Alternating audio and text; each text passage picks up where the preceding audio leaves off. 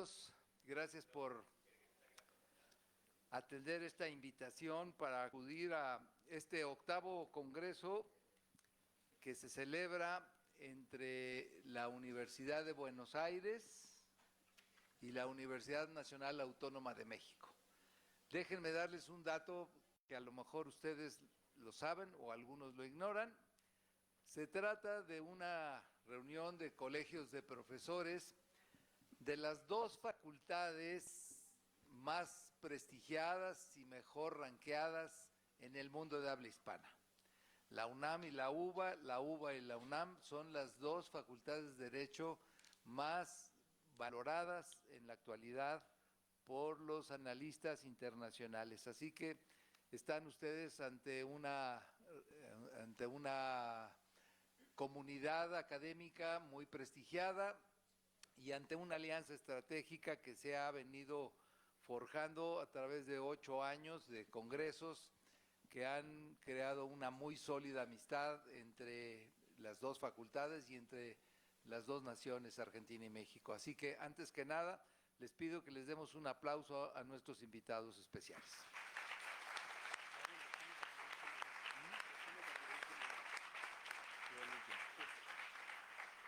De manera especial quiero destacar la presencia del doctor Osvaldo Gossaini, quien es el ánimo, el alma, el espíritu de estas reuniones. Sin su entusiasmo, sin su empuje, estos congresos hubieran sido materialmente imposibles.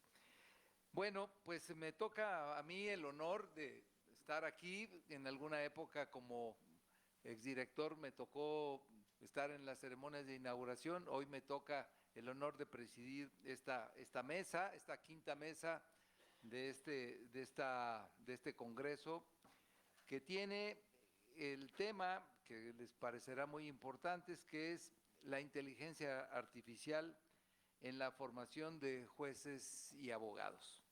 Me honra estar acompañando en esta mesa a la doctora Carmen Arteaga Alvarado, para quien les pido un aplauso.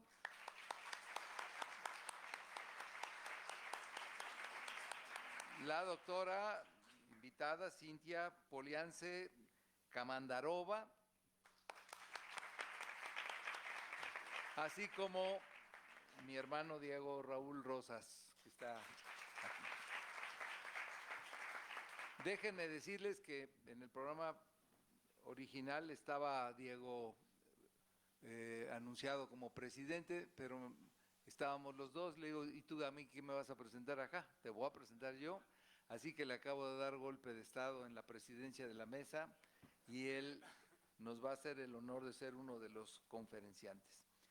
Déjenme decirles a ustedes que este tema que hoy se desarrolla en el Congreso, que tiene que ver con la educación universitaria en tiempos de la inteligencia artificial, ha sido materia de los dos congresos últimos que ha organizado la Universidad de Buenos Aires con la Universidad Aldo Moro de Bari, Italia, en materia de inteligencia artificial, y que yo agradezco mucho que Osvaldo lo haya traído a estas aulas universitarias mexicanas, porque creo que es un tema de sumo interés para los jóvenes, que tiene pues distintos niveles de evolución entre nuestras naciones. Creo que en Argentina van mucho más avanzado en la aplicación de la inteligencia artificial, no solamente en la educación, sino en la formación de los jueces e incluso también en la aplicación de la inteligencia artificial de los jueces. Estaba leyendo,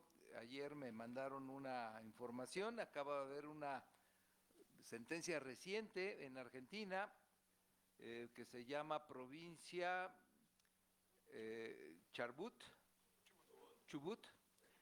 contra PRA, que deben ser las iniciales de la contraparte, del 15 de octubre 25, que declaró nula una sentencia que condenaba por 2 años y medio a una persona por robo, y la Cámara Penal acaba de demostrar que la sentencia que le aplicaba esta pena a este ciudadano argentino se había hecho con inteligencia artificial. Y Esto creo que viene muy a colación, acaba de ser el día 15, ya hubo antes sentencias en Colombia, en donde también se ha dicho que el uso de la inteligencia artificial en las sentencias no es prohibida, pero que al igual que como sucede cuando un juez da una sentencia ayudado por el trabajo de sus secretarios que le presenta un proyecto, quien tiene que tomar las decisiones es el juez. Y de alguna manera, en la sentencia anterior que analizamos allá en Italia, en el texto de la sentencia se tiene que establecer de manera clara que se usó la inteligencia artificial como un medio auxiliar, como una herramienta, pero nunca se acepta, o por lo menos hasta la fecha se acepta, que las sentencias sean producto de la inteligencia artificial. Así que estamos imaginen, bueno, esto está pasando ya en Argentina, donde los jueces la están usando. En México, con la reforma al Poder Judicial, apenas están aprendiendo el abecedario algunos jueces que nunca lo habían sido. Todavía a lo mejor utilizan la inteligencia artificial para sustituir la falta de experiencia que tienen y no lo dicen, pero creo que de alguna manera lo que vienen ustedes a aprender en este congreso va a ser de suma utilidad, no solamente en el tiempo que les falta como alumnos de esta facultad para que utilicen la inteligencia artificial como una herramienta. Los docentes tenemos que aprender a usarla y tenemos que decirles a ustedes que no está prohibido utilizarla, sino hay que saberla utilizar. Y desde luego que los que la prohíben es porque tampoco la conocen, así que no crean que es también por un prurito meramente académico. Así que, sin más, voy a presentar a la primera de nuestras conferenciantes. Si te parece bien, Carmen, le vamos a ceder el uso de la palabra a nuestra invitada en primer término.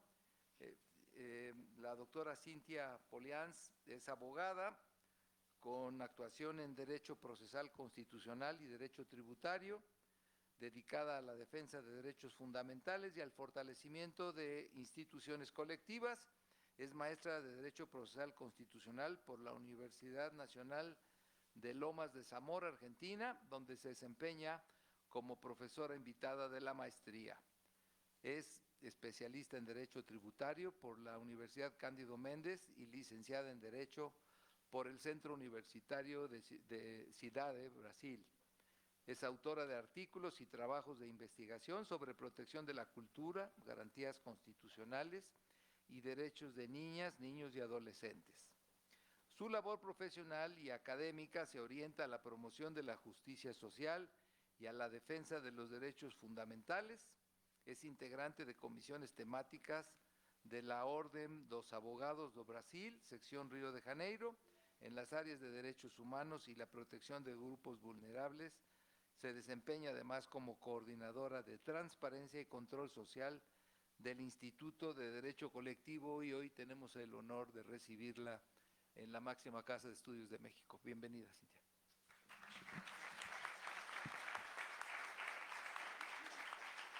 Buenos dias a todos.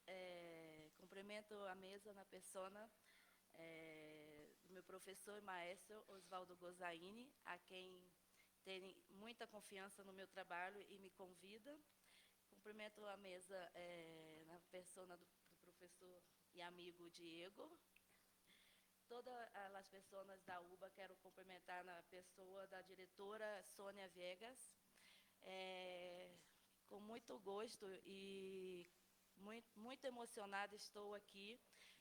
Peço permissão para falar em português. Portunhol não, mas português e a dispositivo está em espanhol para melhor compreensão. Vamos falar da inteligência artificial, né, nos estudos dos juízes e advogados.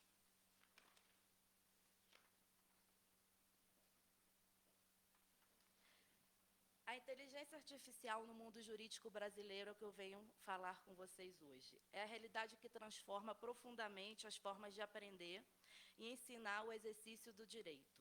No contexto da formação dos juízes e advogados, a IA se apresenta tanto como ferramenta pedagógica quanto um objeto de reflexão exigindo a revisão dos métodos tradicionais de ensino e uma própria compreensão sobre o papel profissional do direito na era digital. Não podemos dizer que não existe, precisamos acompanhar. Uma inflexão que é mudança de rota, né? Mudança de era. É urgente repensar e significar a forma do profissional de direito na era digital. A questão não é se a IA impactará o direito, mas como vamos nos preparar para lidar com ela, aproveitando seus benefícios e mitigando seus riscos. Quando bem utilizada, pode ampliar o acesso ao conhecimento, auxiliar a informação e tornar o ensino jurídico mais dinâmico e personalizado. Quais os benefícios para os juízes e advogados? Eficiência, previsibilidade e melhor gestão do tempo. A tecnologia deve ser vista como aliada da justiça, não como substituta da razão humana. A IA não vem para nos substituir, mas para ser uma ferramenta poderosa que amplia nossa capacidade e nos permite focar no que realmente é essencialmente humana. A ética, a empatia e o julgamento moral e a argumentação certificada têm que existir sempre, não podemos deixá-la. O marco legal da IA no Brasil está em construção, está na Câmara dos Deputados, com o projeto de lei 2.338 de 2023, do senador Rodrigo Pacheco. Normas gerais para a governança responsável do sistema de IA, proteção dos direitos fundamentais, estímulos à inovação responsável e competitividade, implementação de sistemas seguros e confiáveis em benefício da pessoa humana e do regime democrático e do desenvolvimento social, científico, tecnológico e econômico. A formação jurídica inovadora. Profissionais tradicionalmente centradas na palavra e na interpretação enfrentam agora o desafio de lidar com um sistema capaz de produzir texto, analisar e sugerir soluções jurídicas. A formação contemporânea deve preparar juristas capazes de dialogar com a IA, sem se submeter a ela. Profissionais que utilizam a tecnologia como instrumento de justiça e não como substituto do julgamento humano. É fundamental incorporar ao currículo o estudo crítico da própria IA, suas bases éticas, técnicas e regulatórias. Quais os riscos da automatização? Um advogado que apenas confia na IA para elaborar suas peças, um juiz que se apoia em algoritmos sem compreender seus critérios, correm o risco de abdicar do juízo crítico, do raciocínio crítico, justamente o que diferencia o humano da IA. O Poder Judiciário brasileiro tem algumas vantagens, que é a agilidade processual. Hoje, é muito moroso a justiça brasileira.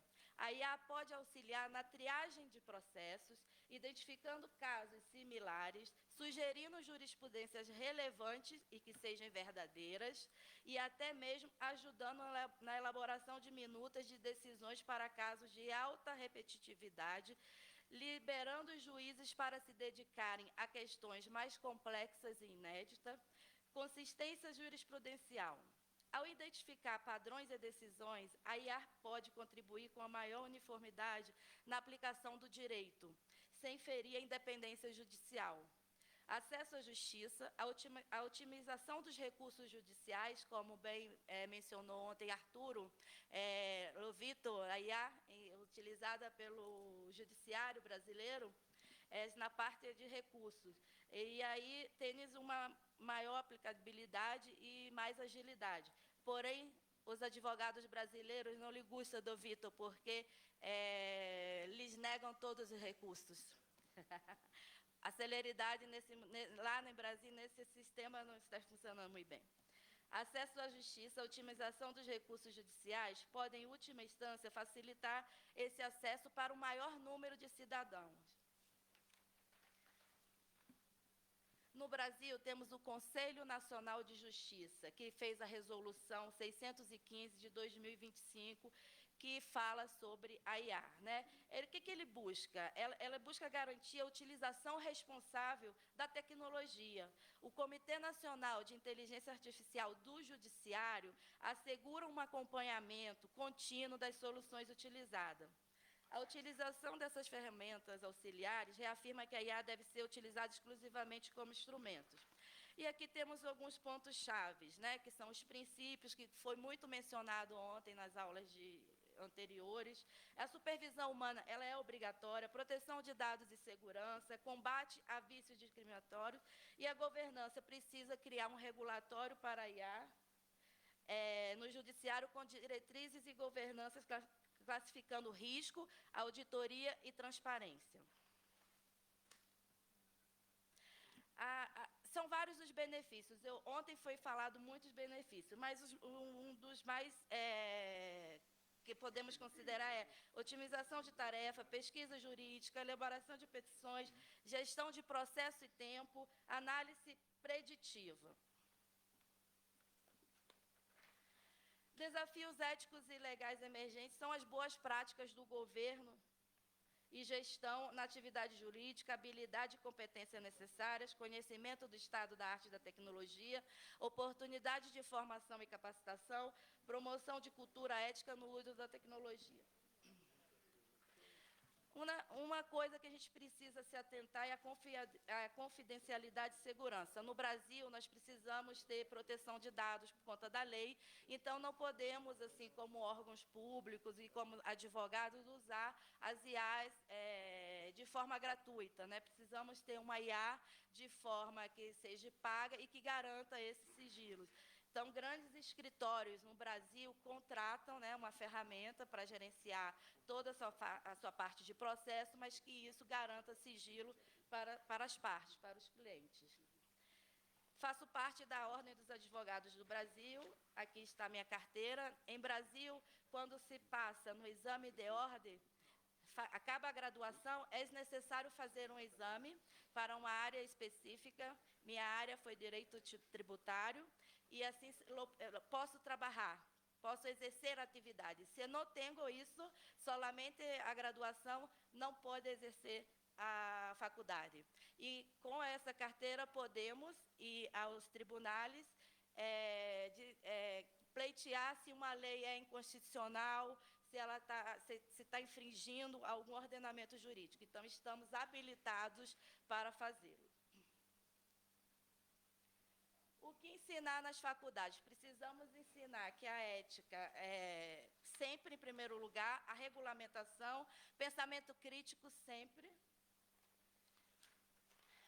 Fundamentos da IA, que são ética, aplicabilidade do direito, direito à regulação, tudo foi muito mencionado antes. Eu vou falar rápido porque eu tenho pouco tempo e quero mostrar alguns casos no Brasil, tanto de advogados que usaram indevidamente a IA, quanto de juízes e que tiveram uma punição nesse sentido. A formação jurídica contemporânea, no Brasil, a gente tem muitos cursos de IA. Então, é obrigatório para advogados em Brasil, para juízes, terem essa formação de IA. É um rumo ao futuro, né? Precisamos trabalhar, precisamos estudar e precisamos ter as ferramentas. Quem aqui utiliza IA? Levante a mão, por favor. Solo?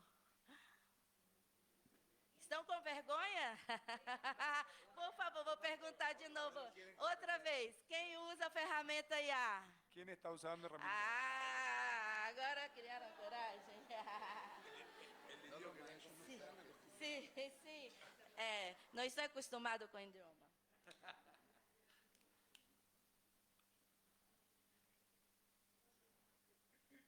Agora vou mostrar alguns casos, Judy, por favor. Alguns casos no Brasil de advogados que inventaram jurisprudências e foram condenados. Um deles inventou 47 jurisprudências. Solamente 47. E aí a Ordem dos Advogados do Brasil teve que... o juiz enviou a recomendação para que se punisse o advogado, porque litigância de má-fé. Outro caso, uma advogada que mencionassem uma jurisprudência também que não existe, com um ministro que não existe, com o nome de ministro errado, porque fez pela ferramenta IA, ela reconheceu o erro, mas imputou a culpa para o seu estagiário.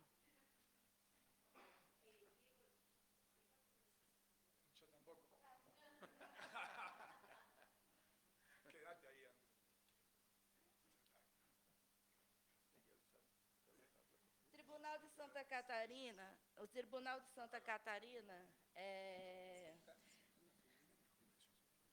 sim, sim.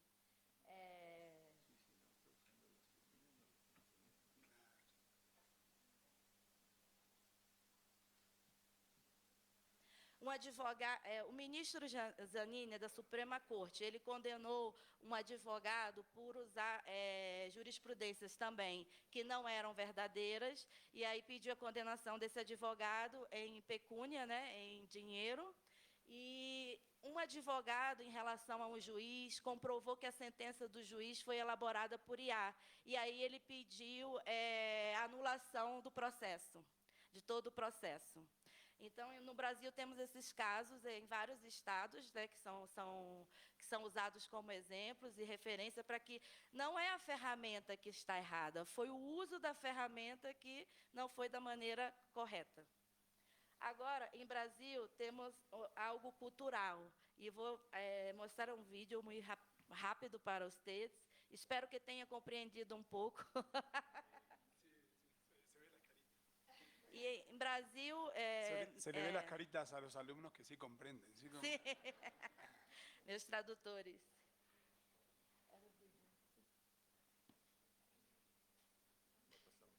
Rio de Janeiro, onde vivo, é a cidade do samba. E a Mangueira é a escola de samba mais tradicional.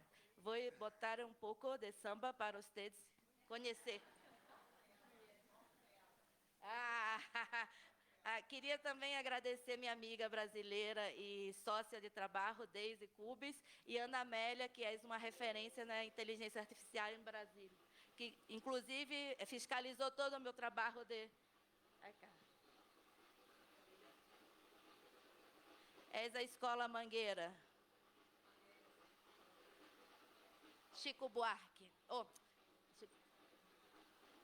Gilberto Gil.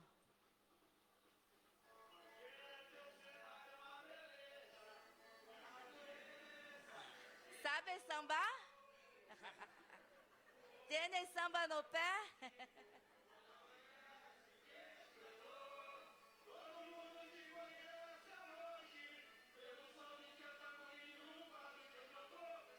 Chegou, a Mangueira chegou. Qué hermoso.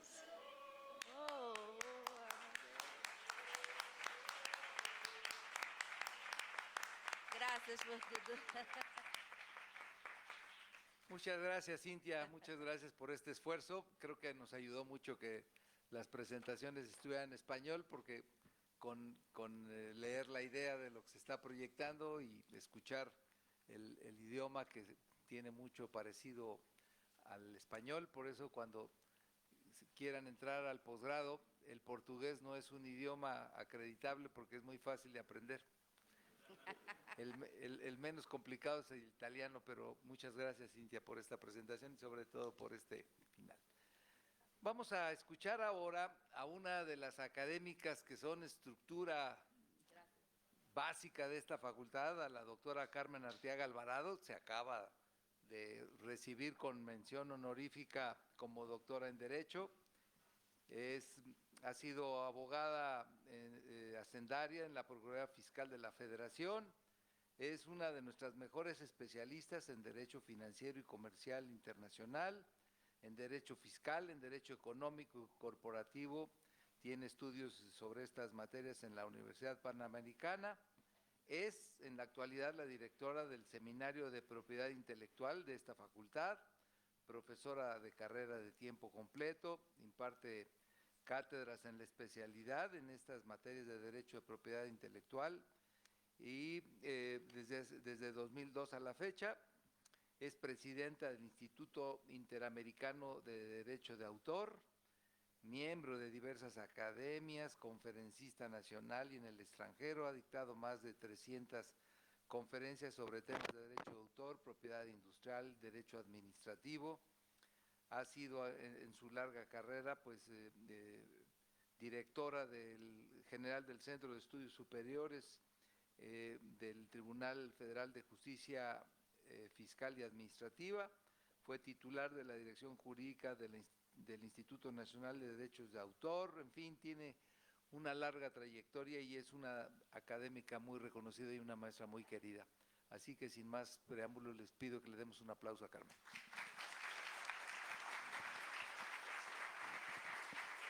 Muchas gracias.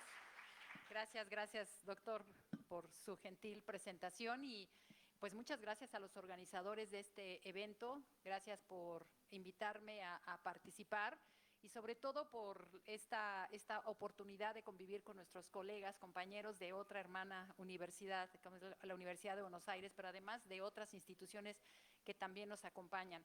Agradezco en primer lugar, por supuesto, a la doctora Sonia Venegas Álvarez, nuestra directora, la directora de la Facultad de Derecho, por apoyarnos siempre para la realización de eventos académicos de este nivel, siempre preocupada por la educación, por la formación de nuestros alumnos.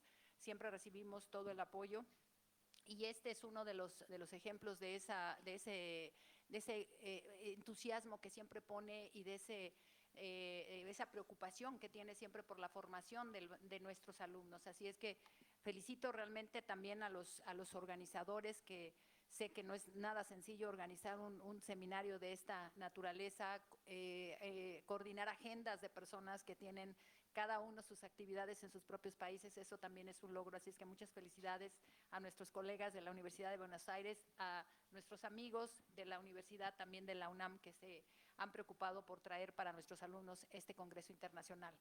Pues muchas gracias por darme la oportunidad. Como escucharon, yo me dedico más a la propiedad intelectual y sobre todo al derecho de autor en especial. Y yo quisiera platicar y enfocar, por supuesto, mi plática de la formación de abogados y de jueces con la inteligencia artificial, en la era de la inteligencia artificial, enfocándola también un poco a mi área de especialidad, que es la propiedad intelectual, porque tiene muchos puntos de convergencia. Justo la inteligencia artificial es la que ha puesto en tela de juicio algunos de los principios fundamentales de la propiedad intelectual, como es nada más ni nada menos el concepto de autor o creador, inventor, autor, artista, intérprete, porque ahora también tenemos que la inteligencia artificial, como lo vimos ayer en el caso de nuestro colega de Argentina, que resulta que no toca la guitarra, pero hizo una magnífica presentación con inteligencia artificial. Y en efecto, hoy la inteligencia artificial está presente. Y voy a permitirme hacer una retrospectiva simplemente de lo que ha sido en la tecnología, en la educación. Voy a hacer una breve referencia solamente a lo que ha pasado en los últimos años, y esto está referido principalmente a las revoluciones industriales, que de acuerdo con la historia, vamos en la cuarta revolución industrial, y a propósito de la cuarta revolución industrial tenemos una educación 4.0, que es la que estamos viviendo en la actualidad. Esta educación 4.0 tuvo como antecedentes la educación 1.0, donde el conocimiento se transmitía simplemente del profesor al alumno. Teníamos esa preocupación por transmitirle la mayor cantidad de conocimientos a los alumnos y pocas veces nos dábamos la oportunidad de ese proceso de retroalimentación en el proceso de enseñanza-aprendizaje. En la educación 2.0, que ya también por supuesto hay preocupación del profesor por transmitir el conocimiento, pero aquí también ya hay una comunicación. Además hay una construcción mutua del conocimiento y los alumnos empiezan también a interactuar y a utilizar algunos recursos técnicos que para esa segunda revolución industrial ya teníamos disponibles. En la educación 3.0 tenemos que los alumnos crean contenidos de libre acceso y generan un proceso autodirigido o de autoaprendizaje. De manera que ahí ya también empiezan a generar ciertos materiales, el alumno se preocupa por la autoenseñanza, el autoaprendizaje, pero el profesor sigue ahí presente.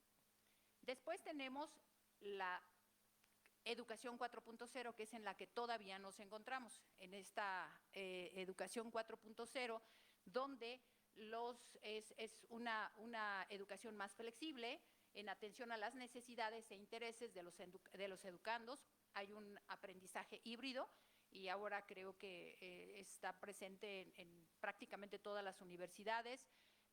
Ayer sabíamos el caso de Argentina, que tiene un alto porcentaje ya de educación a distancia. Nosotros nos vimos francamente un poco forzados por la pandemia y tomamos este esquema híbrido que prácticamente ya llegó para quedarse. Además, esta educación se tiene los tiempos y los ritmos de los interesados sin que importe la edad ni el grado.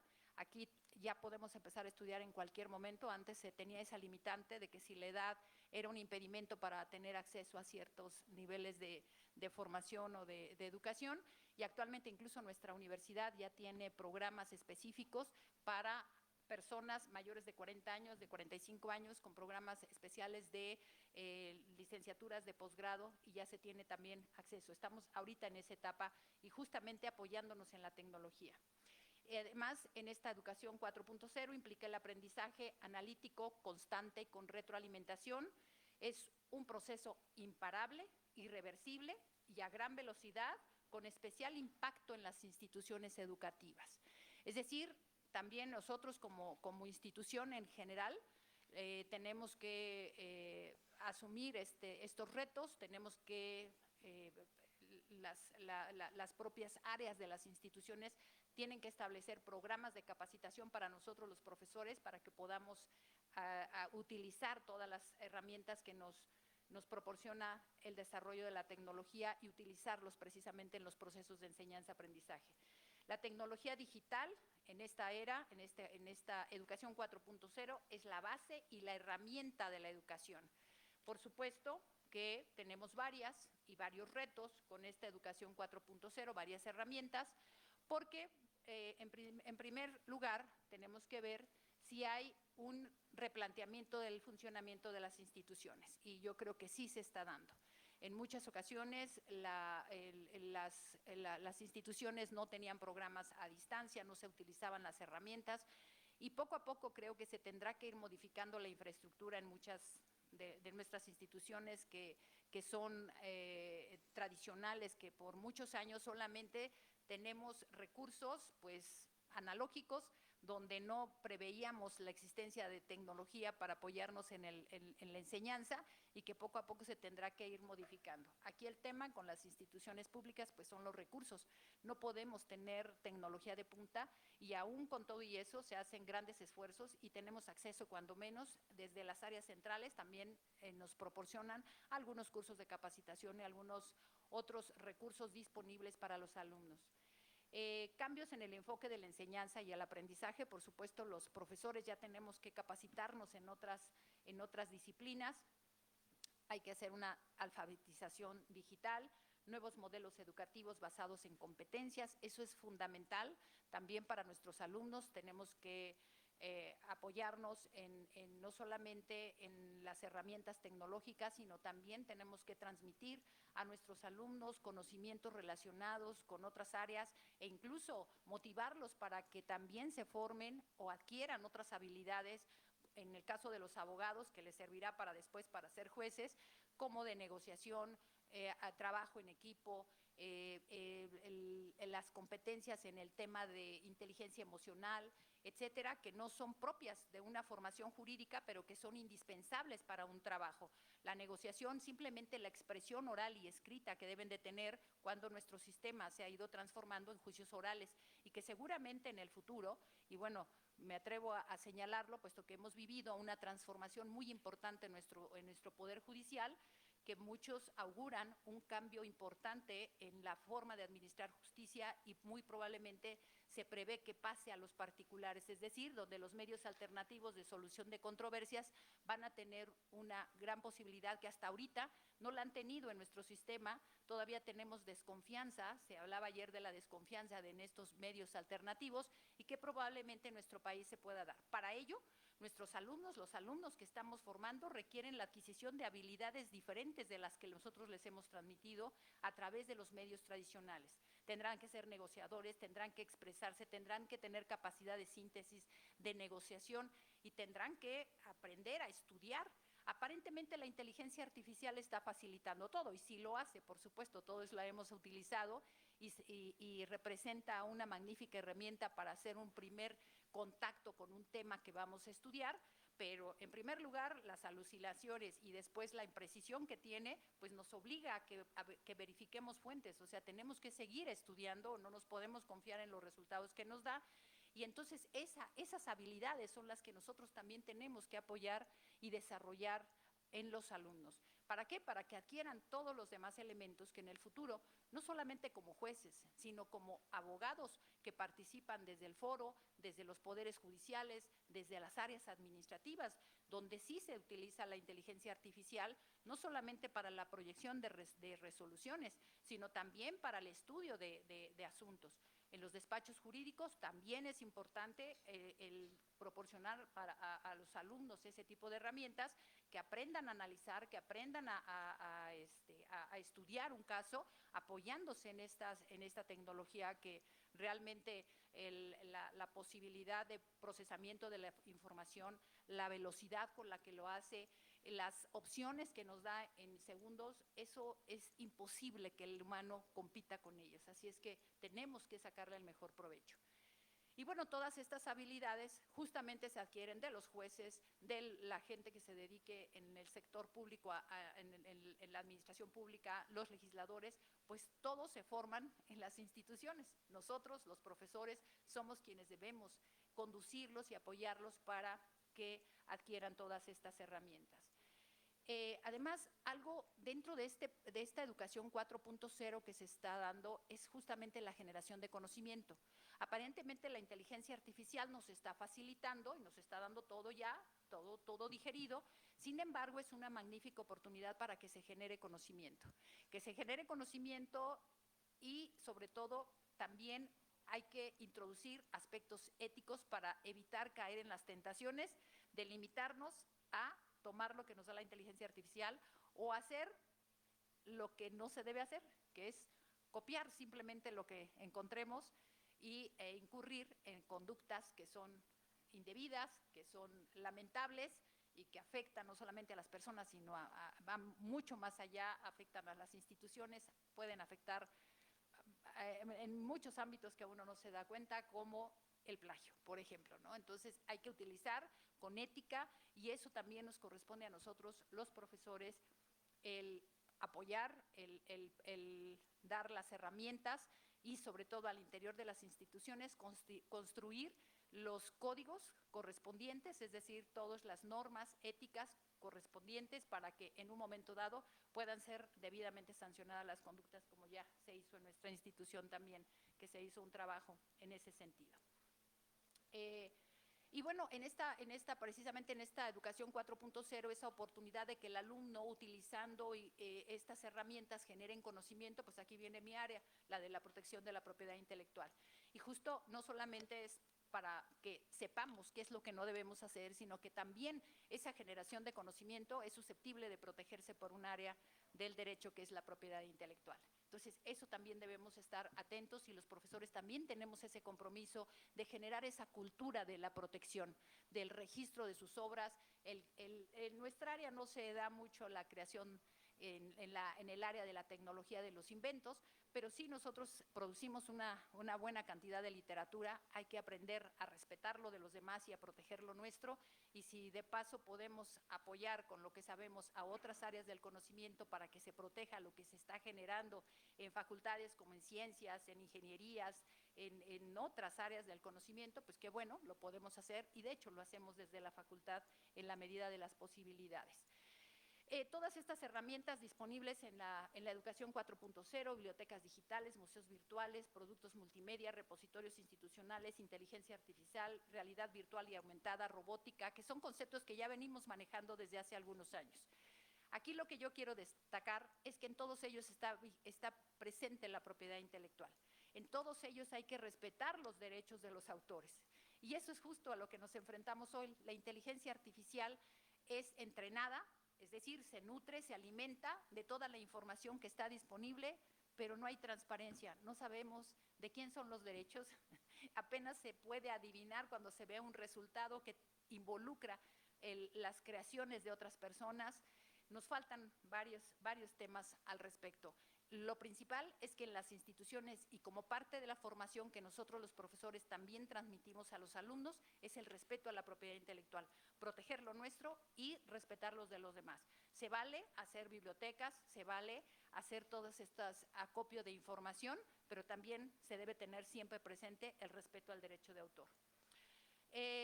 Resulta que estas son, bueno, algunos otros elementos de las competencias que debemos adquirir en el siglo XXI con estas tecnologías. Debemos además aprender a tener una comunicación asertiva, debemos tener trabajo en equipo, tener resiliencia, inteligencia emocional y sobre todo, como mencionaba, aprovechar esa generación de conocimiento, la creatividad y la innovación. Pero ¿y qué creen? Esto que es un proceso ya donde nos encontramos involucrados, que también comprende a la familia, a las instituciones, al profesor, al alumno, etcétera.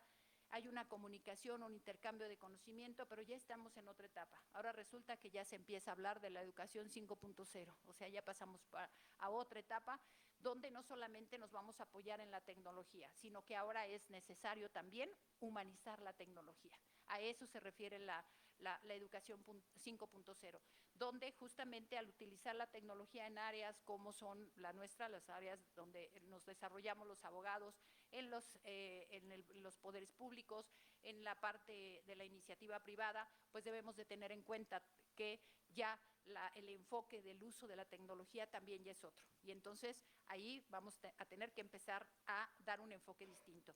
Desde el desarrollo científico y tecnológico es muy importante ahora ya dar otro enfoque a la creación, no solamente es crear por crear.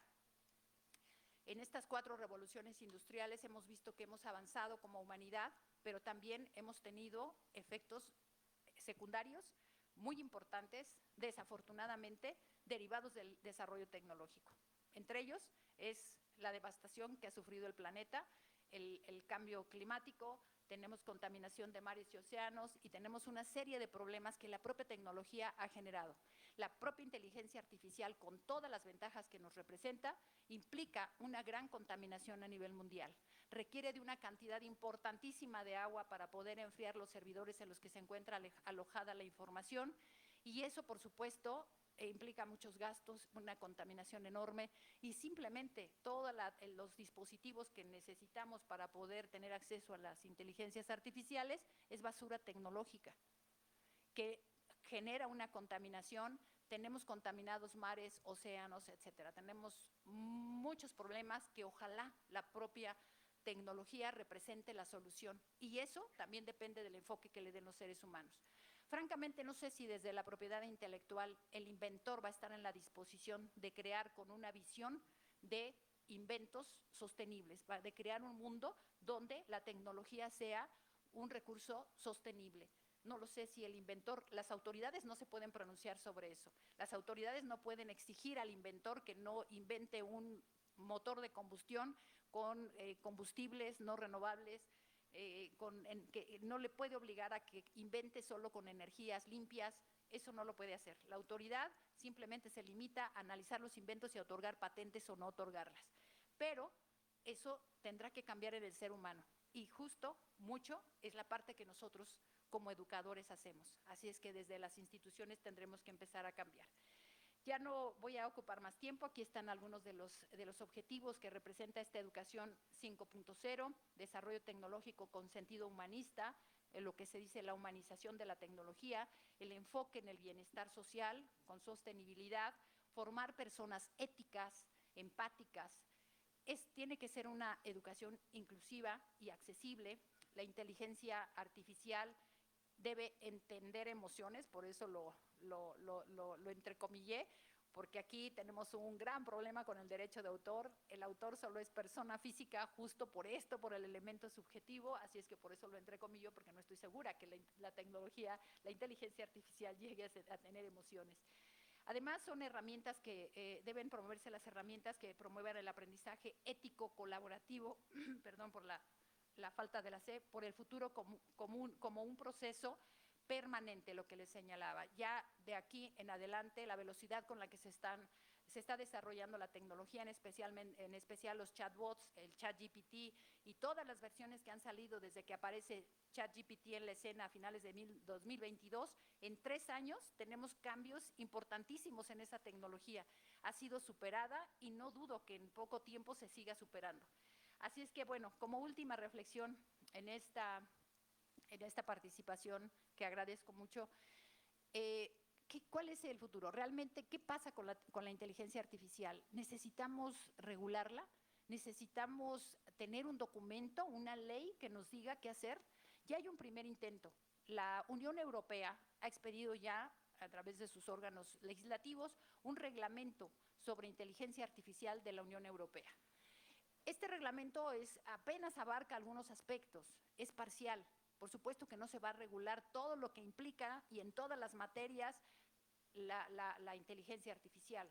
Es apenas un intento de regular y de identificar en función del riesgo, de mayor o menor riesgo el uso, es para tanto proveedores como usuarios de tecnologías con inteligencia artificial, y en función de ellos se están estableciendo algunas normas. Está en proceso de entrar en vigor, todavía no tenemos todas las normas vigentes, no sabemos todavía cómo va a funcionar, pero al menos en México tenemos más de 120 iniciativas presentadas en el Congreso de la Unión que tienen que ver con inteligencia artificial en diferentes materias. Y sin embargo, ninguna de ellas ha prosperado.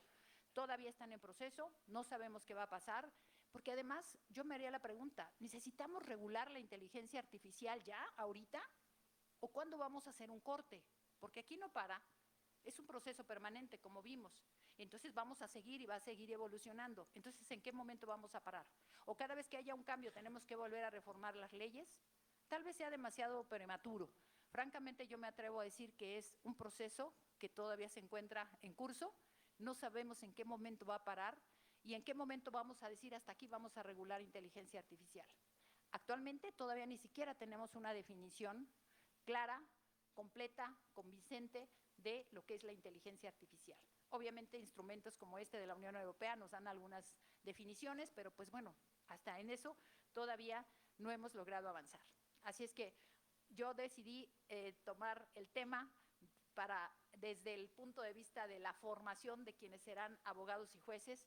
En México no tenemos tantos precedentes, lo único que sí les puedo transmitir, que sé, por ejemplo, en mi área de la propiedad intelectual, colegas que tienen despachos, que los clientes a mí todavía no me han hecho firmar nada así, pero que les hacen firmar documentos donde les prohíben, por ejemplo, todavía que no usen la inteligencia artificial. ¿Pero por qué les prohíben que no usen la inteligencia artificial? Para que no deleguen en la inteligencia artificial sus asuntos, por supuesto, para que se comprometan a que si van a utilizarla, pues que se la revisen y que se comprometan a que los resultados van a ser garantizados por ellos, no por la inteligencia artificial. Tenemos, sí, un caso resuelto sobre la negativa de un registro de obra ante el Instituto Nacional del Derecho de Autor. Se negó el registro de una obra hecha con inteligencia artificial.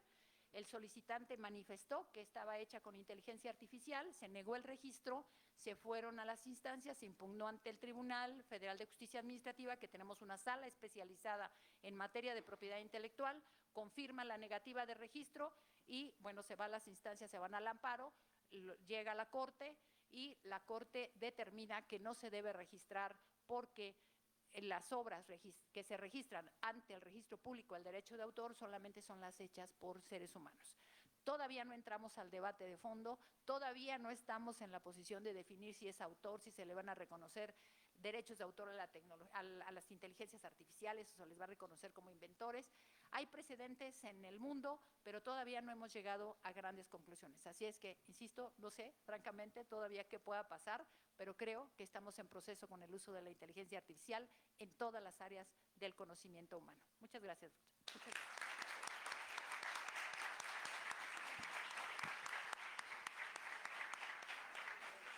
Bueno, si nos da tiempo, vamos a abrir al final de la tercera exposición una sesión de preguntas y respuestas, así que vayan anotando sus dudas. A mí me encantó esta presentación, yo sabía que iba a estar sensacional esto de empatar la cuarta revolución en materia educativa.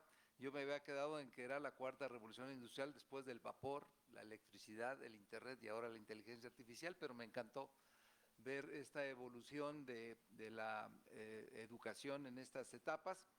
Desde luego, jóvenes, que este curso tiene que ver con que ustedes entiendan la importancia de la inteligencia artificial, pero desde luego también advertirles de que la inteligencia artificial tiene sesgos, hay que recordar que la inteligencia se nutre de datos, los algoritmos se nutren de datos hechos por humanos y pues pueden heredar los sesgos que tenga alguien en materia de discriminación o de no equidad de género. Las alucinaciones, si ustedes ya la están usando, pregúntenle y repregúntenle y van a ver cuántas veces les pide disculpas. Pregúntenle siempre la fuente, de dónde sacaron los datos. Desde luego también hay que tener cuidado sobre la colonización de la cultura. Me gusta decirles, si ustedes le preguntan al chat o a Gemini cómo fue la guerra entre México y Estados Unidos en 1847, le van a decir que es una guerra que propició México. ¿Por qué? Pues porque la información está creada desde Silicon Valley en San Francisco con la visión norteamericana. En fin, y desde luego a mí me encantó esto de la educación 5.0. Hay algo que la inteligencia artificial no les va a ayudar y no les va a dar, que es el trabajo en equipo. A eso no ayuda la inteligencia artificial. No ayuda tampoco a que ustedes tengan capacidad de negociación. Les puede dar argumentos para negociar, pero la práctica para poder negociar, para encontrar una solución en una mediación, en una discusión para resolver un conflicto sin tener que llegar a la sentencia, la socialización tampoco se las va a dar, al contrario, creo que los va haciendo más independientes, más egoístas, más individualistas. Y algo muy importante, pues la oralidad. ¿Cómo van a practicar la oralidad si están acostumbrados nada más a nutrirse de la inteligencia artificial? A menos que vayan platicando con el chat GPT en el coche y que sean preguntas y respuestas muy claras, pues no van a tener práctica de la oralidad. Así que a mí me encantó también, genera conocimiento, inventa, pero ya puede generar conocimiento, por eso se llama inteligencia artificial generativa. Cita libros y no sabemos si respeta los derechos de autor de los libros y si el autor autorizó a que su libro esté siendo utilizado. Así que es interesante. Hay algo que me encantó y que la inteligencia artificial no tiene emociones, pero las puede llegar a generar. Y eso es una cuestión que todavía nos abre muchas cosas. Sobre regularla, bueno, pues los europeos, por lo menos lo que nos dijeron allá en Bari, es que no están seguros si la regulación que han hecho los europeos les está dando buen resultado, que al parecer los está sacando del mercado, al parecer les está poniendo muchos frenos para poder ir al ritmo en que va evolucionando, y creo que les está generando más complicaciones que cosas buenas. Qué bueno que el Congreso no ha hecho ninguna iniciativa, no ha terminado ninguna iniciativa, porque va tan rápido la inteligencia artificial que el riesgo de que la norma creada entre muy rápido en obsolescencia es absolutamente probable. Es difícil regular lo que hacen las empresas todas extranjeras, que está visto a lo largo de la historia que no obedecen y que no cumplen regulaciones. Así que cualquier intento de regular algo que se hace en Silicon Valley, pues vamos a causar a lo mejor solamente una sonrisa y candor, y se van a dedicar rápido a ver cómo le dan la vuelta. Y bueno, pues antes de darle el uso de la palabra a Diego, me quedé con que no hay una definición sobre inteligencia artificial. Yuval Noah Harari, que les recomiendo que lean el libro de Nexus, dice que una manera de entender qué es la inteligencia artificial es entender qué es inteligencia ajena. Así que ahí se las dejo para que la estudien. Bueno, vamos a darle el uso de la palabra a mi querido amigo, hermano, a Diego Raúl Rosas. Él es abogado, egresado de la Universidad Nacional de Lomas de Zamora, especialista en Derecho Procesal Civil y Comercial. Actualmente está por concluir la maestría en Derecho Procesal Constitucional en la UBA, en el marco de la maestría internacional con instancias académicas en España, en Italia y en México. Formó parte del Poder Judicial de la provincia de Buenos Aires, Argentina. Actualmente ejerce la profesión, es abogado, postulante de manera independiente en el ámbito civil, comercial y de familia. Es docente de la UBA y desde luego pues que es uno de los pilares de la cátedra del maestro Osvaldo Gossaini. Y antes de darle el uso de la palabra, quiero hacer un reconocimiento. Ya están los dos, Andrés Linares y Rogelio Paredes. Los dos son los profesores de la Facultad de Derecho que han hecho posible que esta coordinación con la Universidad de Buenos Aires se dé, y les quiero pedir que les demos antes un aplauso.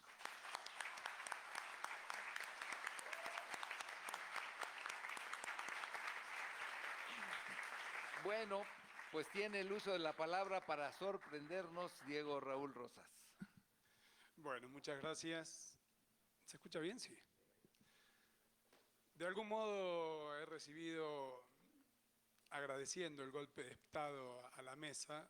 A mí me tocaba presidir esta mesa y presentarlos, pero bueno, gratamente lo acepto. Ustedes lo han oído. Claramente uno no puede comenzar una mesa o estar sentado aquí sin agradecer. Agradezco especialmente a la directora de la UNAM, Sonia Venegas Álvarez, por haber podido, de la mano de Rogelio Paredes y Andrés Linares Carranza, realmente coordinar nuestras agendas, como bien decía la doctora, y recibirnos en esta casa de estudios. Personalmente quiero reconocer a la doctora Jimena Jatip, quien lleva una agenda compleja, me consta, es socia de mi despacho y realmente hace que todos podamos estar aquí, coordinándole personalmente la agenda a nuestro maestro, a nuestro guía. No alcanzan palabras para distinguirlo, el doctor Osvaldo Gossaini. Y claramente, sin ellos dos y sin Andrea Pérez, nosotros no seríamos nada.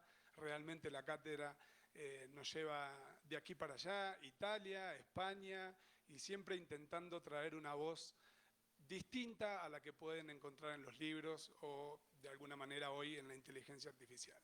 Esta es una voz humana, tiene emociones, realmente compartimos muchos momentos y para nosotros es un honor venir hasta aquí. El tema de la mesa es la IA y la formación de jueces y abogados. Bueno, ¿no? Qué importante formar jueces con criterio, qué importante tener profesionales de la abogacía que realmente estén comprometidos con la sociedad. No es cualquier carrera, creo que la han elegido cada quien de ustedes por un motivo particular, pero sí tenemos la responsabilidad como sociedad y hoy nos llega una responsabilidad histórica de regular la inteligencia artificial. A ver, ayer la profesora y maestra Karina Gómez Frode mencionó una palabra que a mí me quedó resonando y dice que no tenemos tiempo y que hay una diferencia específica en la inteligencia artificial que nuestra cabeza necesita descansar.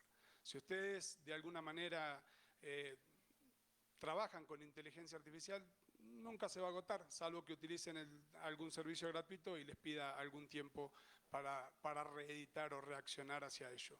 Pero nosotros los seres humanos sí necesitamos descansar, necesitamos hacer pausas, no necesitamos ir corriendo, necesitamos realmente transitar una senda en el conocimiento que nos permita entender lo que estamos haciendo y nuestra misión de colaborar en reglamentar cada vez que aparece en escena histórica algún elemento tan particular que nos moviliza a todos. Respecto de eso, acepto el golpe de Estado y claramente ustedes conocen al doctor Raúl Contreras Bustamante, ¿no? Quizá lo que no conozcan, porque no hace demasiado, no sé cómo se dice acá, ¿cómo se dice acá cuando uno no sé, ayúdenme, presumen, bueno, no lo presume, pero el doctor ha sido distinguido de la mano del doctor Osvaldo Gossaini doctor honoris causa de nuestra facultad. Realmente él se merece un aplauso.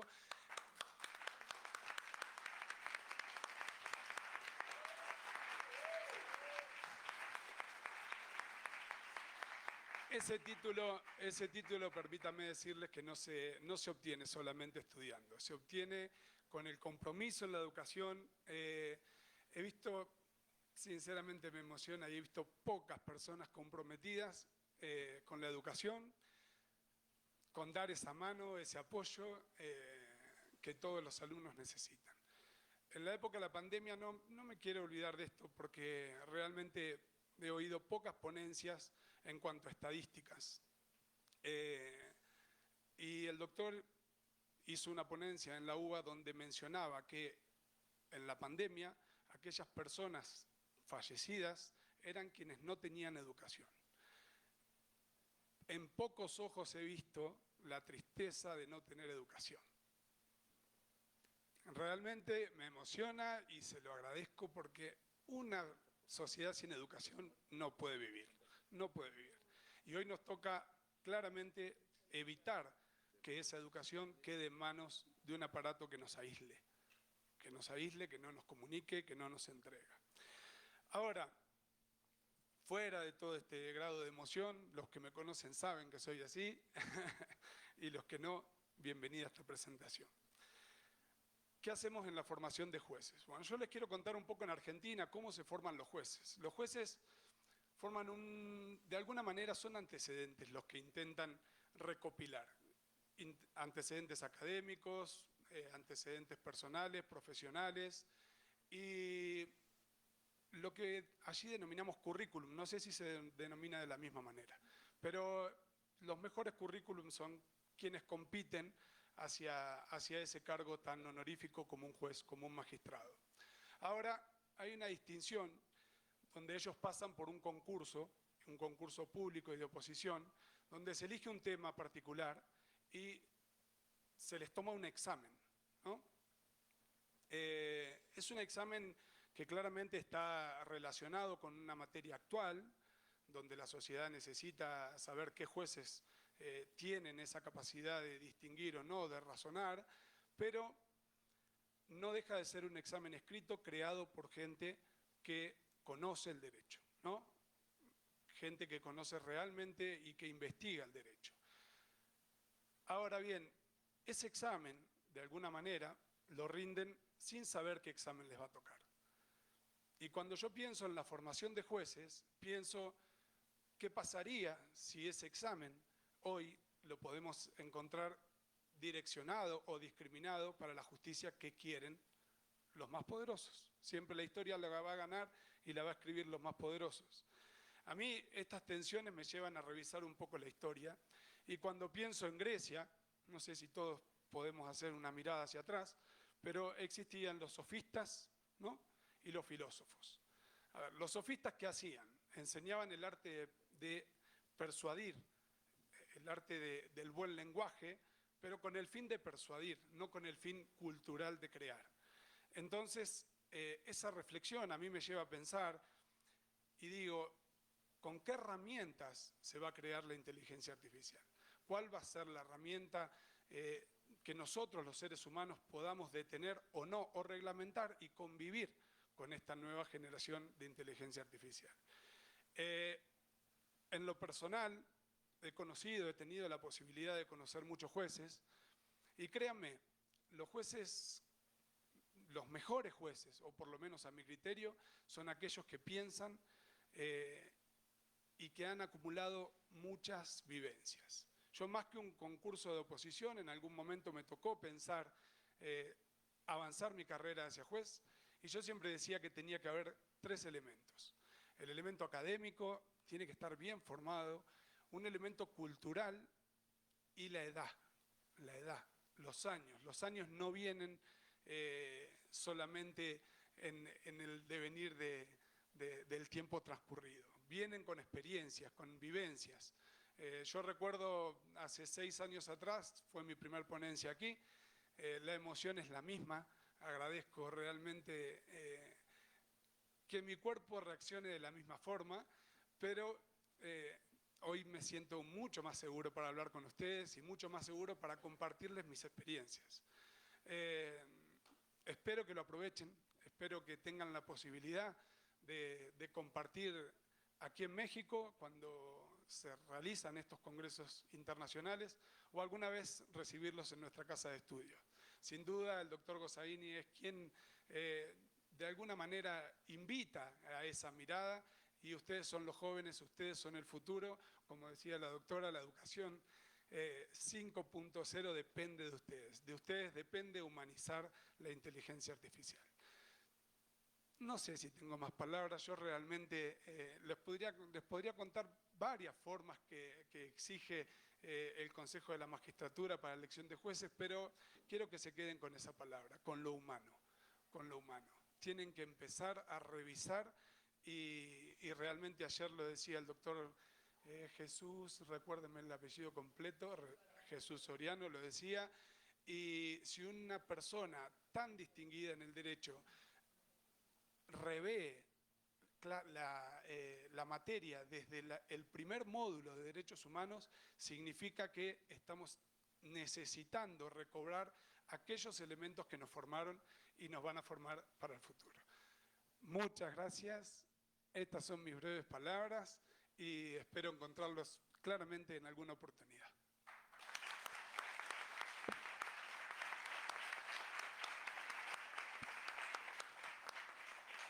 Bueno, jóvenes, antes de abrir el debate a las preguntas y respuestas a nuestros ponentes, pues hacer un comentario, ¿no? La reforma judicial abandonó los concursos de oposición y los sustituyó por la elección popular directa. Ahí tenemos un tema que no sabemos qué resultados va a dar. La iniciativa dice que se hacía con la intención de mejorar la impartición de la justicia, vamos a verlo. Seguramente estarán ustedes enterados que ahora la carrera judicial llega solamente hasta los secretarios. Sí hay carrera judicial, pero solamente a los secretarios, ya no incluye a los jueces y a los magistrados. Y desde luego, pues que el estímulo de la ratificación, después de haber cumplido con el primer periodo para el que eran electos y pasar nuevamente por una evaluación, ya no se da. Ahora los jueces y los magistrados tratarán de hacer sentencias muy populares para ser reelectos, lo cual hay que anotarlo. A ustedes les va a tocar vivirlo como jóvenes, como próximos abogados, como litigantes o como servidores públicos. Tendrán que darle un seguimiento a la evolución de esta reforma, de la cual ustedes son testigos y están empezando a convivir con ella. Y desde luego, pues que no es difícil pensar que los nuevos jueces y magistrados se van a apoyar en la inteligencia artificial para cumplir pues las deficiencias en materia de experiencia, de estudios y de evolución. El riesgo es que tomen en cuenta las mejores prácticas internacionales en donde se reconoce que se puede utilizar la inteligencia artificial para emitir una sentencia, siempre y cuando en el cuerpo de la sentencia se diga de manera expresa que se utilizó, que sirvió como herramienta para llegarse y para ahorrar tiempo en materia de investigación, de jurisprudencia, de convencionalidad, de mejores prácticas internacionales, pero que finalmente el juez o el magistrado tengan que fundar y motivar en base a la lectura del expediente, a lo que su secretario le propuso o a lo que la inteligencia artificial le complementa, cuál es su decisión final. Así que este tema de la formación de los jueces y de los abogados, pues desde luego que ustedes los deja en una posición importante. Para quienes quieran ingresar al Poder Judicial, tienen que saber que no va a bastar con ganar una elección y ser populares, porque el día que entren al juzgado y se sienten y tengan que otorgar una suspensión provisional o hacer la sentencia, el voto popular no les va a dar los conocimientos suficientes para emitirlo. O sea, hay que seguir procurando esforzarse y hay que seguir procurando aprender. La inteligencia artificial, si ustedes en lugar de tomarla como una herramienta, la toman como un sustitutivo y piensan que utilizándola ahorrando trabajo para hacer un trabajo final o para hacer un examen, engañan a sus profesores, les tengo una mala. Se están engañando ustedes mismos, porque aquí no se viene a obtener calificaciones y a obtener el título, sino a aprender.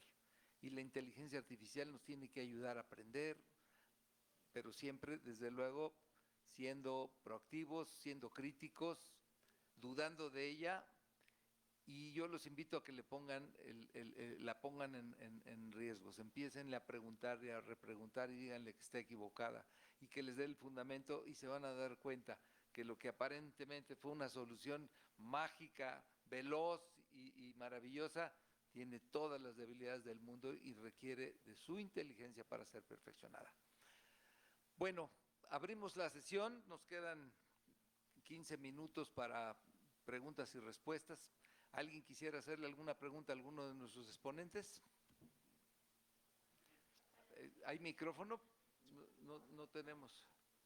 Si quieres pasar para que te escuchen.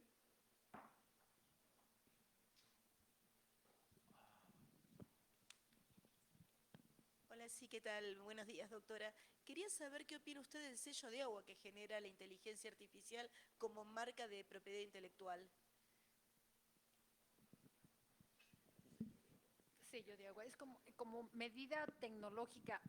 En general, en la propiedad intelectual se ha buscado que haya medidas tecnológicas de protección. Por eso mencionaba yo que muchas de las soluciones a los problemas es la misma tecnología. En materia de propiedad intelectual, las medidas tecnológicas han resultado ser esa solución, ¿no?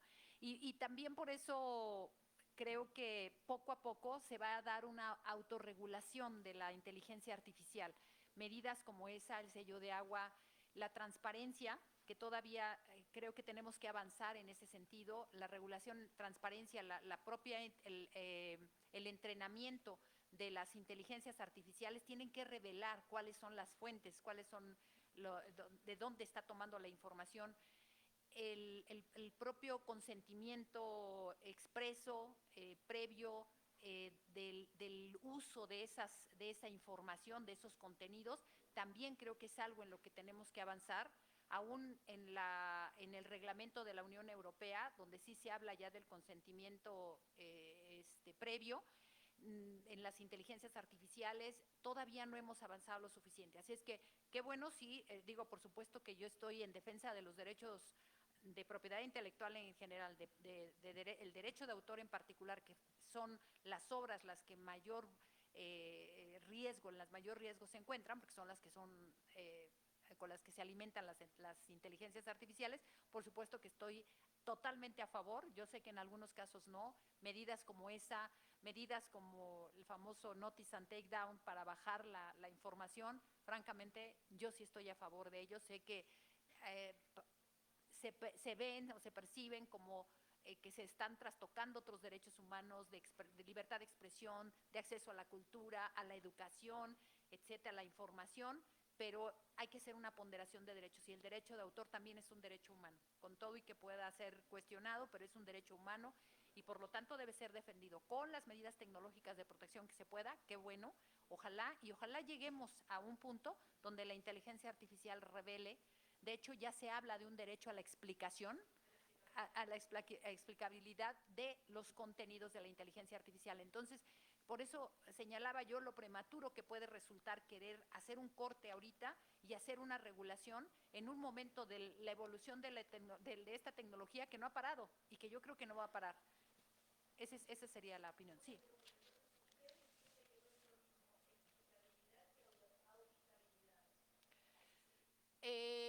Sí, no, más bien yo creo que la explicabilidad es precisamente la transparencia que tiene que haber en la alimentación el entrenamiento de las inteligencias artificiales. Yo creo que ahí sí se tiene el derecho a saber cuáles son los contenidos.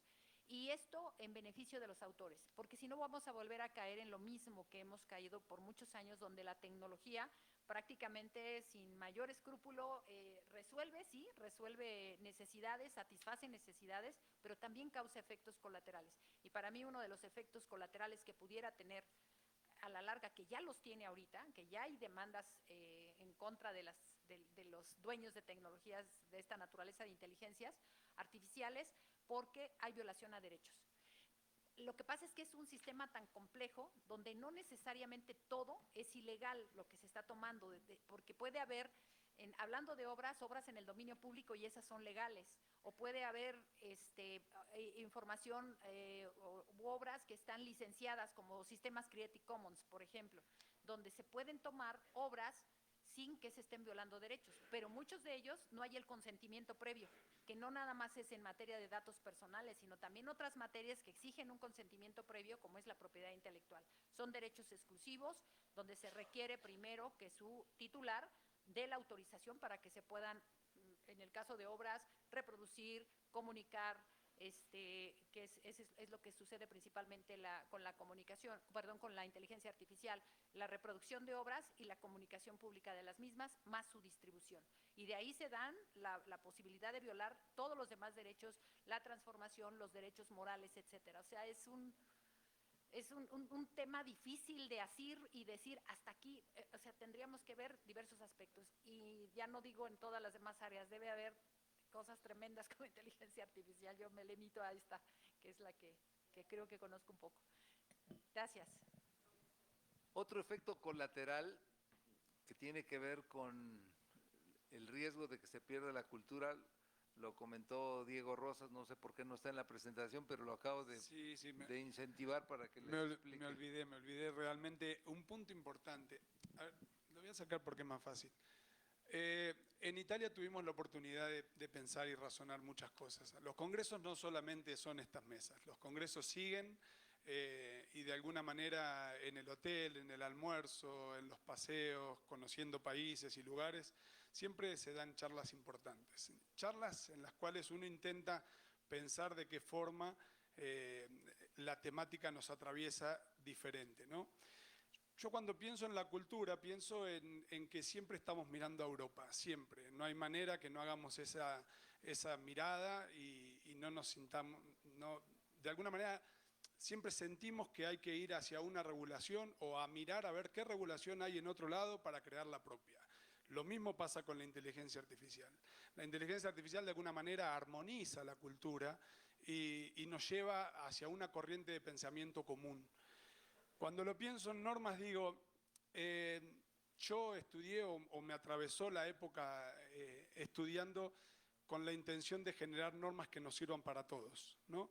Armonizar y pensar lo mismo que le puede pasar a un mexicano, me puede pasar a un argentino. Entonces la Corte Interamericana empezar a mirar de alguna manera global y darnos esas directrices para la vida.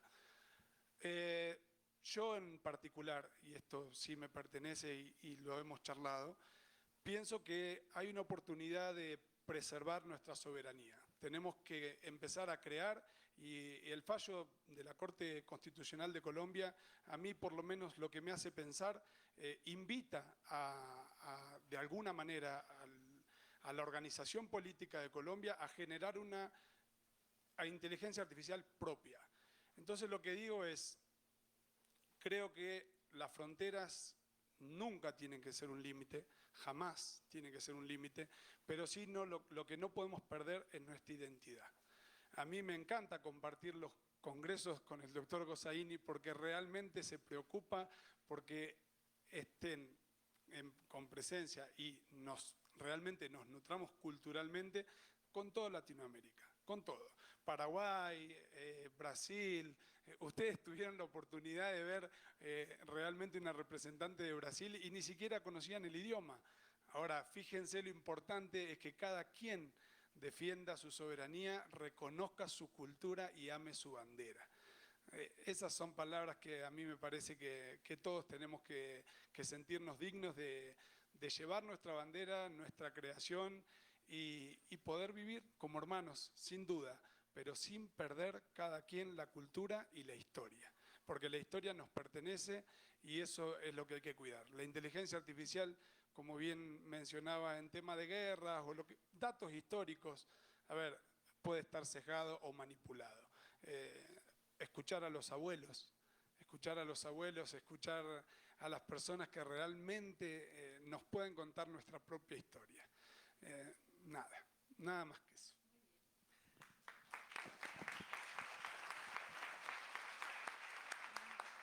Lo que no dijo Diego es que después de que hice la presentación y la provocación, un paisano de él, argentino, preguntó a Gemini qué había sido la guerra de las Malvinas entre Inglaterra y Argentina, y la respuesta fue una invasión artera de los argentinos hacia el territorio británico.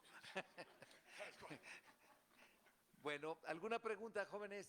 Aprovechen que hay no solamente en el panel, sino en la primera fila expertos en inteligencia artificial. ¿Algo que les haya motivado esta presentación?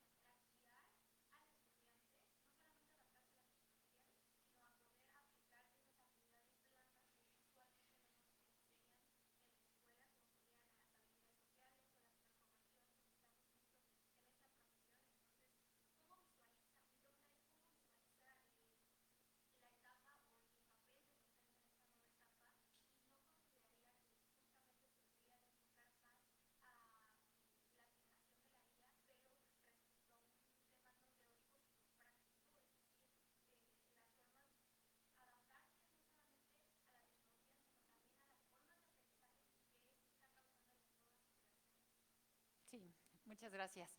Definitivamente el papel del docente ha cambiado de forma considerable. Desafortunadamente tenemos también ahí una barrera generacional importante que nos dificulta en ciertas generaciones. Tenemos profesores que cuando se dio la pandemia no pudieron dar clase por Zoom porque no pudieron adaptarse a la tecnología, pero la gran mayoría de los profesores de esta facultad, a pesar de ser una facultad muy tradicionalista en todos sentidos, incluyendo los métodos de enseñanza, nos adaptamos y pudimos. y nos adaptamos y lo aprendimos. Es cierto que nos falta todavía, y por eso me refería a las limitaciones de presupuesto que podemos tener, sobre todo las instituciones públicas, porque las instituciones privadas sí tienen más acceso a la tecnología. Sin embargo, creo que es un tema que se ha ido democratizando paulatinamente. Cuando menos, al menos los que estamos aquí, todos tenemos un celular, ¿no? Es muy raro ver que alguien no tenga celular. Y que tenga celular además con datos y que pueda tener acceso a internet, etcétera, ¿no? Entonces, ahí sí creo que sí nos falta a los profesores y es uno de los grandes retos el tener mayor capacitación. Y eso sí tenemos que aceptarlo, eso es total responsabilidad de nosotros. Porque, por ejemplo, la directora de nuestra facultad sí se ha preocupado, en los últimos años hemos tenido capacitación en inteligencia artificial, porque es además un tema transversal. No solamente es el profesor que te va a dar propiedad intelectual el que te tiene que enseñar el uso de la inteligencia artificial, tiene que ser una herramienta, como lo es para todas las materias, y tendría que haber algo así. Por lo pronto, a través de talleres que da o la propia facultad o las áreas centrales de la universidad. La que antes era de GETIC también a nivel de la universidad, tiene talleres, tiene cursos diplomados incluso, donde dan de verdad cursos muy especializados, cursos de primer nivel sobre el uso de herramientas de la inteligencia artificial y de las otras. ¿Qué pasa? ¿Por qué los profesores nos resistimos? Porque eso la verdad es que también, yo creo que estamos, al menos es mi caso, hablo por mí, estoy como que con la lucha interna de transmitirles lo importante que es no delegar todo en la inteligencia artificial. Lo que ya señalaban los profesores, desde el gusto, me parece que es algo que ustedes no pueden perderse, el gusto y la oportunidad de aprender por ustedes mismos. Eso no tiene ninguna comparación, pero eso no lo van a saber si no lo practican. Y por eso tal vez nos encontramos, al menos yo, en la lucha entre que les dejo incluso, perdón, pero tareas a mano, donde necesito que conecten el cerebro con la mano, porque además hasta eso, hasta en la ortografía se se refleja. Hay una conexión entre la escritura y el cerebro en el momento que hasta por memoria sé si lleva acento o no. Y eso lo están perdiendo. Entonces, es un poco una actitud paternalista del profesor de no querer que los hijos se pierdan de eso y de esa experiencia, como ya lo señalaban también, de que solamente los seres humanos podemos vivir, de que ustedes aprendan, de que no se pierdan la oportunidad de aprender leyendo y no nada más consultando y haciendo las mejores preguntas a la inteligencia artificial, porque ahora resulta que eso va a ser creativo. Tengo mis dudas, o sea, esa es una habilidad, pero no crea nada. Desde el punto de vista de la propiedad intelectual, o sea, una pregunta, un prompt, no es creatividad. A ver, va a pasar el filtro de la actividad inventiva, como en patentes no lo va a pasar. No debemos de perder de vista, y sobre todo en esta materia, y vuelvo a mi materia, donde el elemento central, la esencia de la propiedad intelectual fue y es el ser humano. Y es el único que puede crear. Yo sé que es cuestionable que se piensa que las inteligencias artificiales pueden tener derechos de autor, podríamos debatir. Yo tengo mis reservas al respecto y creo que es parte de lo que los profesores presentamos, o sea, queremos darles esa oportunidad. Tal vez no sabemos todavía delegar, no nos hemos atrevido a delegar totalmente y decirles, sí, hagan todo en inteligencia artificial. Todavía queremos dejarles como esa parte, esa reserva de que quieran ustedes y se interesen por aprender, por leer, por ustedes mismos. Y solamente así, como decía el profesor, ahora sí cuestionar, llevar hasta el extremo a la inteligencia artificial. ¿Y cómo lo vamos a hacer? Las mejores preguntas no las hacemos si no tenemos el conocimiento, al menos la cultura de saber qué le vamos a preguntar. Entonces, eso no se lo pueden perder. La inteligencia artificial es una herramienta maravillosa y aprovecho porque el doctor Gonzaini decía ayer que estaba a favor de la inteligencia artificial. Yo también, aunque parezca que no, porque es que usted está en contra de la inteligencia artificial, no, de verdad. Yo cada vez que la aprendo, porque estoy también aprendiendo a utilizarla, digo, qué maravilla. Y lo que primero pienso es en mí. Digo, si yo hubiera tenido estas herramientas cuando era estudiante, otra cosa hubiera sido. Es maravillosa, no hay marcha atrás. Ese es otro tema. No hay marcha atrás con el avance de la tecnología. No lo podemos hacer a un lado. No va a pasar así. Al contrario, tenemos que estar esperando que va a evolucionar y que tenemos que adquirir otras habilidades todavía mayores para poder sacarle el mayor provecho. Pero tal vez esa lucha, al menos yo hablo por mí, que no quiero que se pierdan y que se den esa oportunidad de aprender por ustedes mismos.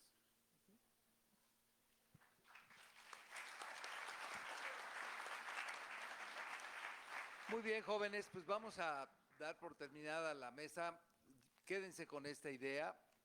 ¿Sí? ¿Quería hacer una última pregunta? Sí.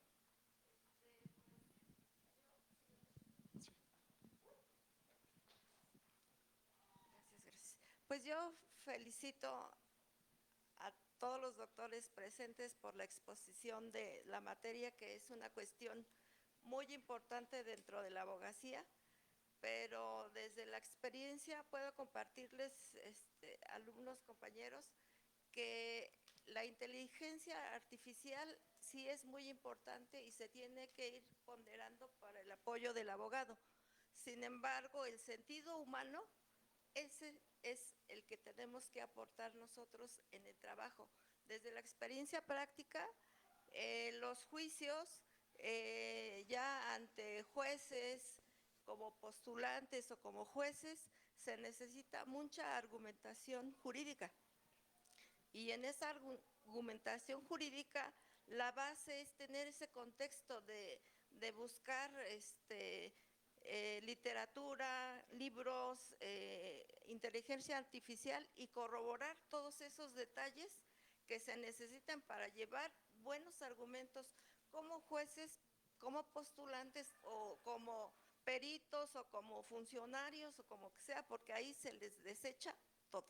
Entonces, esa aportación que está haciendo la facultad y que está creando nuevos abogados ya con esa materia, la práctica en la materia de inteligencia artificial sí es necesaria, pero no solo con ello, no solo eso, sino tiene que ir coadyuvando con todos los demás elementos y con sentido humano. Felicidades por esta magna exposición.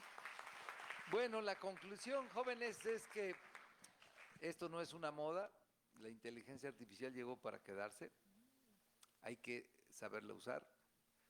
Tenemos una ventaja y ojalá lo recordemos, algo nos unió en la pandemia a los maestros y a los alumnos. Antes había que generaciones baby bloomers y millennials, hoy todos somos zoomers. Todos aprendimos a conectarnos a través del Zoom en 2020.